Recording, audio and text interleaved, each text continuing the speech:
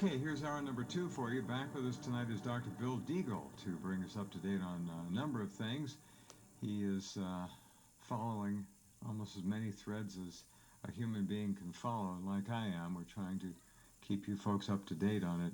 Fukushima continues to spew bad news. Worse and worse and worse. Cesium-137 up 7,500% in one test well in just 1 week. And that shows that the water going into the Pacific is getting worse and worse. Hundreds, thousands, millions, billions. 13 billions more neutrons released from Fukushima than ever projected by the lying TEPCO. 13 billion more neutrons. I mean, it just goes on and on everywhere you look. Read the stories at the top of the page. You'll understand. Mass die-off seen in birds, fish, continuing to get worse and worse and worse.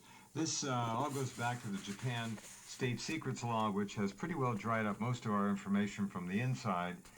Very little things going on. Even E&E News published one story in 7 days. That's how much of a paucity of information there is coming out of Japan. Hello, Bill. Welcome back. Glad to hear you on the program. There's an awful lot of issues going on. Today we had Chris Harris, our nuclear expert. That's his radio name. That's his real name. Sure. And, we followed this story that you have posted up on your site, and we got into some of the details of it, and it's so shocking that even if you're sitting down, you'll fall down.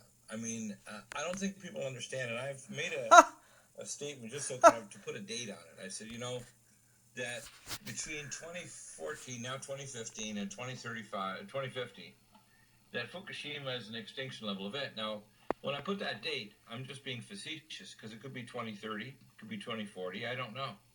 All we do know is that the level of radiation is killing everything in the Pacific Ocean, and the Pacific Ocean is linked with every other ocean with transoceanic currents along the coastal region.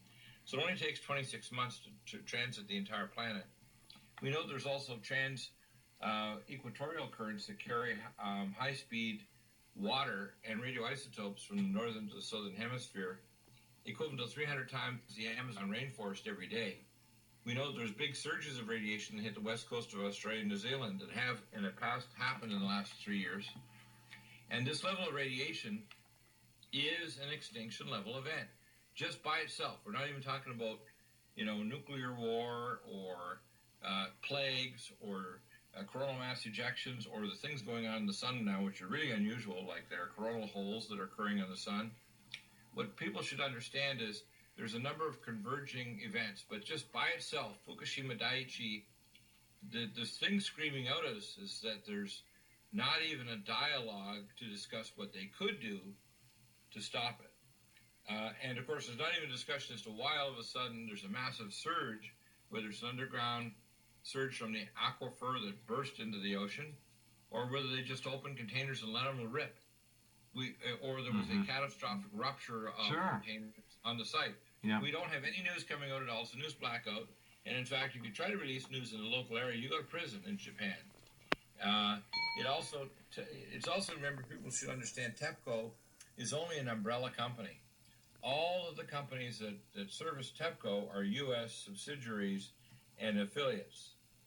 In fact, one of the same companies that services TEPCO, that's one of the primaries, is the primary company that serviced the WEP reactor, the Waste Isolation Pilot Project in New Mexico that caused a catastrophic release of radioisotopes because they put in kitty litter and caused nuclear explosions to occur that contaminated a hydrofracking area that was literally making radioactive gas and oil wells in the area radioactive. Literally affecting within half a mile of the area. What's going on in America now is the rules have changed, but they've changed very, very little. But they changed enough that there's at least 5 major reactors in the United States that are likely to go belly up. They've actually said we cannot comply with these minimalist rules, and therefore we're going under financially. And here in Southern California, San Onofre said, "Oh, don't worry, we got $4.4 billion in the bank to do it the next 20 years." And I said, "I know which bank it is. It's my bank and your bank. It's anybody who's a ratepayer Yeah. It's not their bank, the bank of the corporation. It's the bank of us. So, and the thing that people don't understand, they're actually talking about burying the waste at the San Onofre reactor site, and the same with reactors all across America. They're not planning on putting it in special containers on rail cars that are specially designed, moving it to a zinc or tin mine 5 or 7 miles down. No. There's no plan to actually make a new site like they did the one they talked about for years, which of course was stupid because it was on a fault zone in Nevada. What they're really talking about is burying it on site, and off of San Onofre, 5.5 to 5 miles off the site, is the San Jacinto upthrust zone. Now, the upthrust zone is what drove the tsunami toward Japan, but that upthrust zone was 75 to 120 miles off the coast of Japan. This one is between San Onofre and the Catalina Islands. It's 5.5 miles off the coast.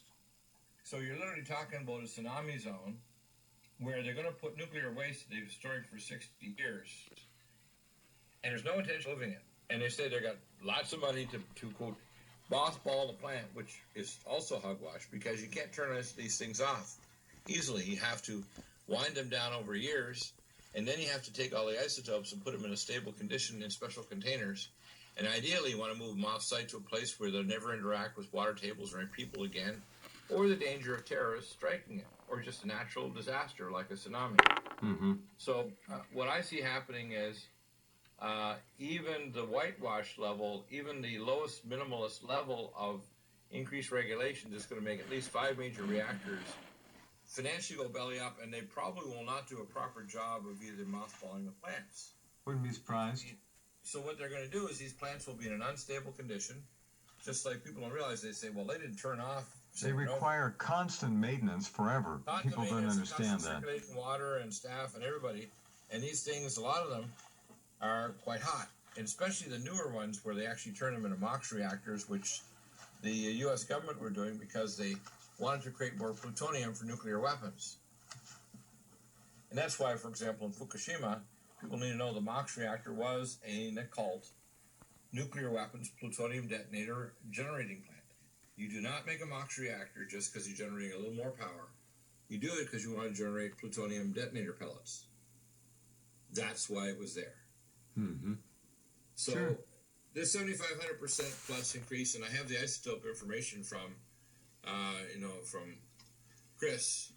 And when I look at his data here, which shows that the huge radiation spike at Fukushima, multiple records set new workers. Of course, we talked about cesium-134, 140 becquerels per liter, 7,500% above the January 5th level, record high. Cesium-137, 470 becquerels per liter. And by the way, becquerels are in liters, and it does have a per second kind of ratio there. So when Lorraine Murray was making statements about becquerels and didn't understand the per second, it already has a per second ratio in it, so she didn't understand this. Right.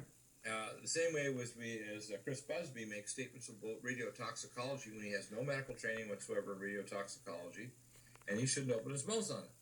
I can, because I understand nuclear reactors, nuclear design, radiochemistry, and radiotoxicology, and was a member of the ACOM nuclear division for years. I took care of plants in Savannah River and their employees making plutonium detonators in Savannah, Georgia. I took care of plants close to Chicago and their employees. And I took care of Rocky Flats employees, including Nova, that were doing hazmat site assessments on the plant.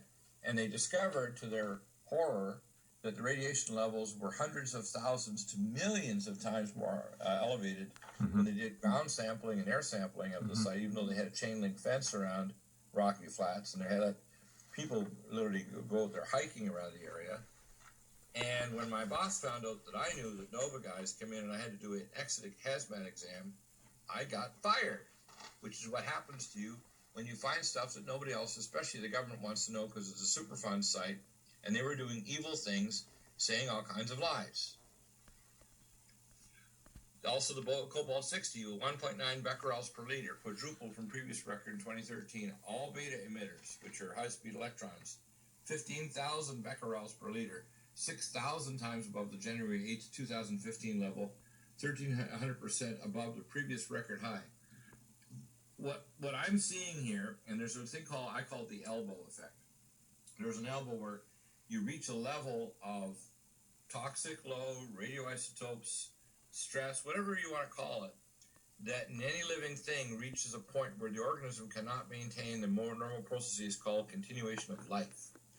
Ability to reproduce, ability to eat and sustain their organism, ability to differentiate, and ability to rebuild the organism during a period of time, because every organism is constantly rebuilding itself. So the idea that if your stem cells aren't working, if your body can't rebuild the bone structure, the ligaments, the nerves, etc., it falls apart, just like these starfish. And I can't tell you when it'll reach a point, but when you see organisms like the higher in the food chain, the Orcinus, the killer whales, where there's no babies beyond a year, when you see the seabirds along the Georgia Strait from Dana Durnford, completely dead, not just a little dead, but completely dead, not even insects. No insects, no predatory birds, no bird flight. He saw one flock of birds.